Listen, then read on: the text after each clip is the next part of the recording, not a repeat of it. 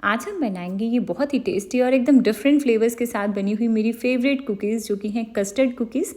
इसमें जो फ्लेवर्स हैं वो एकदम कराची बिस्किट्स वाले रहेंगे, बहुत ही ज़्यादा पसंद आएंगे आपको। और इसे हम बिना एग्स और बिना ओवन घर की कढ़ाई में बेक करेंगे और कलर देख रहे हो आप कितना एकदम वाइब्रेंट, बहुत ही ज़्यादा यम्मी बनती हैं ये। तो चलिए फटाफट से इसकी रेसिपी को शुरू कर लेंगे। और अगर रेसिपी पसंद आए तो प्लीज़ वीडियो को लाइक करिएगा और मेरे चैनल को सब्सक्राइब करना ना भूलें। तो इसके लिए सबसे पहले मैंने यहाँ पर लिया है ये 100 ग्राम यानी कि आधा कप बटर। और मैंने यहाँ पर रेगुलर सॉल्टेड बटर लिया है, आप अनसॉल्टेड बटर या देसी घी भी ले सकते हो। बस एक चीज़ का ध्यान रखिए कि बटर या देसी घी जो भी है ना वो रूम टेम्परेचर पर होना चाहिए, यानी कि जब आप इस तरह से फिंगर लगाएंगे तो इस पर इम्प्रेशन बनेगा, ऐसा बटर चाहिए हमें। तो बटर को पहले विप करेंगे, अगर इलेक्ट्रिक विस्क है तो उससे कर लीजिए, नहीं तो हैंड विस्क से भी आपका काम हो जाएगा। तो इसे विप करना है तब तक जब तक कि बटर जो है ये एकदम क्रीमी और लाइट कलर का हो जाएगा, कलर और टेक्सचर में। तो इसे विप किया मैंने और अब आप देख रहे हो कि बटर का जो कलर है वो येलो से हल्का पेल येलो यानी कि क्रीमी शेड में आ गया है और टेक्सचर भी क्रीमी हो गया है। तो इस स्टेज के ऊपर अब हम इसमें डाल देंगे चीनी। इसके लिए आधा कप यानी कि 100 ग्राम पिसी हुई चीनी ली है मैंने यहाँ। नॉर्मल चीनी को ग्राइंडर में डाल के ग्राइंड किया था। तो इस चीनी को भी अब हमें विप कर लेना है बटर के साथ, तब तक जब तक कि ये जो मिक्सचर है ना ये एकदम क्रीमी लाइट और फ्लफ़ी हो जाएगा और इसमें क्रीम जैसे स्टिफ पीक्स बननी शुरू हो जाएंगी।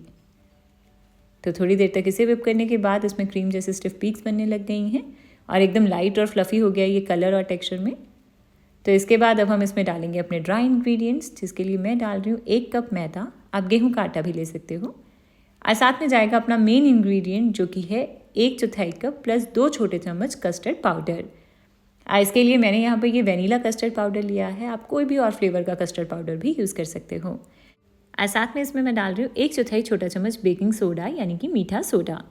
तो बस ड्राई इंग्रेडिएंट्स हो गए हैं, अब हमें इसे अच्छे से मिक्स कर लेना है। तो बिल्कुल हल्के हल्के हाथों से ना इसको मिक्स करते हुए इसका डो बना लेना है, बस डो की तरह यानी कि आटे की तरह इसे गूंथना नहीं है।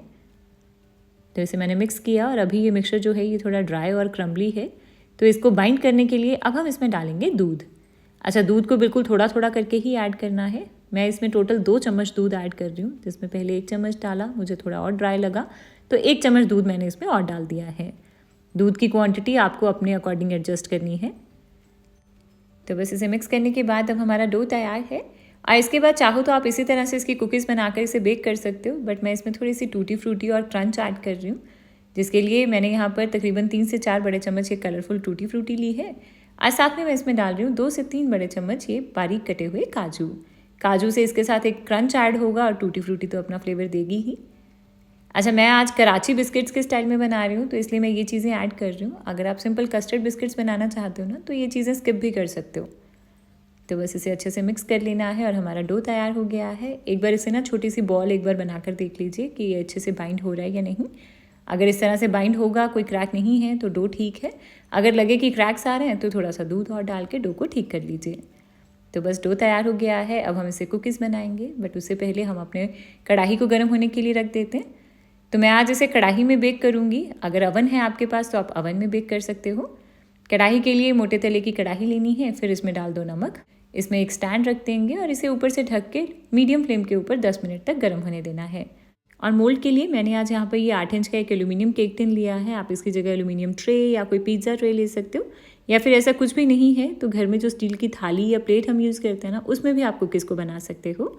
और पहले जितनी भी कुकीज़ मैंने बनाई हैं वो इसी स्टील की थाली में बनाई हैं, तो इसकी रेसिपी नीचे डिस्क्रिप्शन बॉक्स में है, वहाँ चेक कर लीजिएगा। तो इस केक टिन को हमें ग्रीस कर लेना है, जिसके लिए मैं बटर यूज़ कर रही हूँ, आप चाहो तो ऑयल यूज़ कर सकते हो।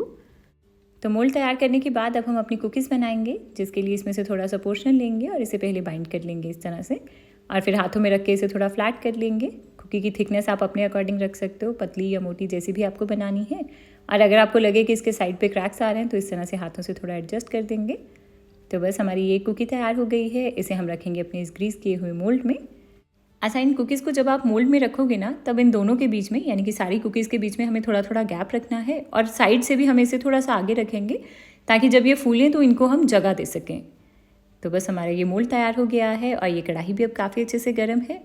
तो इस मोल्ड को अब हम इसमें रख देंगे। ऐसे ऊपर से ढक के इसे लो फ्लेम के ऊपर बेक करना है। तकरीबन 20 से 25 मिनट लग जाएंगे आपको। वैसे ये टाइमिंग्स कुकी की थिकनेस, कढ़ाई की थिकनेस और फ्लेम के ऊपर डिपेंड करेंगी। तो एक बार 15 मिनट के बाद आप इसे ज़रूर चेक कर लीजिएगा।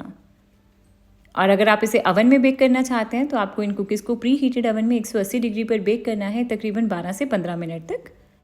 तो इन कुकीज़ को रखे मुझे पूरे 25 मिनट हो गए हैं। अब हम इसे एक बार चेक कर लेंगे। वाओ, आप देख रहे हो कि कितने अच्छे से फूल गई हैं ये। तो इसी वजह से हमने इनके बीच में गैप रखा था ताकि इसे फूलने की जगह मिल सके। और कितना अच्छा कलर आया इसके ऊपर। अच्छा, अब इसे आप चेक कैसे करोगे? तो इसके लिए वैसे तो इसकी साइड्स का कलर ना बिल्कुल हल्का सा चेंज हुआ है, या फिर आप क्या करो कि एक चाकू के साथ ना बिल्कुल हल्के हाथों से इस कुकी को उठाकर एक बार चेक कर लो नीचे से। तो आपको नीचे का सरफेस बता देगा कि ये अच्छे से बेक हो गई हैं या नहीं। बहुत ज़्यादा हार्शली हैंडल मत कीजिएगा क्योंकि अभी ये गर्म है, बिल्कुल सॉफ्ट हैं तो टूट जाएंगी। तो बस हमारी ये कस्टर्ड कुकीज़ तैयार हो गई हैं। इस मोल्ड को निकाल के ना हम थोड़ी देर के लिए एक साइड पर रख देंगे क्योंकि अभी ये बहुत गर्म है तो एकदम सॉफ्ट रहेंगी। जैसे ये ठंडी हो जाएंगी तो अच्छे से क्रिस्पी हो जाएंगी। तो थोड़ी देर के बाद अब हमारी ये कुकीज़ ठंडी हो गई हैं, इसे इस मोल्ड से निकाल लेंगे। बहुत ही आसानी से अलग हो जाएंगी ये। और नीचे से टेक्सचर और कलर देख रहे हो आप, कितना अच्छे से बेक हुई हैं ये, बहुत ही ज़्यादा यमी बनती हैं। तो बस इन कुकीज़ को आप इंजॉय करिए अपनी टी कॉफ़ी के साथ, ये सबको बहुत ही ज़्यादा पसंद आएंगी। और सच बताऊं, आज तक मैंने जितनी भी कुकीज़ घर पे बनाई है ना, ये मेरी सबसे ज़्यादा फेवरेट है। तो आप इसे ज़रूर ट्राई करिएगा, ये आपको बहुत ही ज़्यादा पसंद आएंगी। और इन्हें आप स्टोर कर सकते हो 2-3 हफ्ते तक, तो ये बिल्कुल भी ख़राब नहीं होंगी। तो फटाफट से ट्राई करिए आप भी इस यमी सी रेसिपी को। मेरे साथ अपना फीडबैक शेयर करिएगा, पिक्चर शेयर कर सकते हैं इन सारी रेसिपीज़ की आप मेरे इंस्टाग्राम पर। और अगर आपको आज की ये रेसिपी पसंद आई हो तो प्लीज़ वीडियो को लाइक करिएगा और मेरे चैनल को सब्सक्राइब करना ना भूलें।